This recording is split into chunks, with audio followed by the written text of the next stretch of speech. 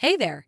Today we are going to talk about a common challenge many teachers face in the digital classroom, keeping students focused during online research. If you're a teacher, you know how easily students can get sidetracked by distracting YouTube videos. For instance, Mrs. Smith, a dedicated high school teacher who loves assigning online research projects to her students using Google Workspace.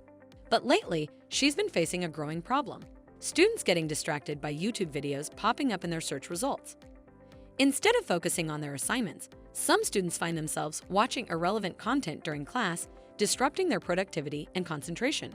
Frustrated, Mrs. Smith is on the lookout for a solution to block these distractions. That's where xFanatical Safe Dock comes into play. This incredible extension is designed to help teachers like Mrs. Smith create a more focused digital environment by blocking YouTube and Google search results. Setting it up is a breeze.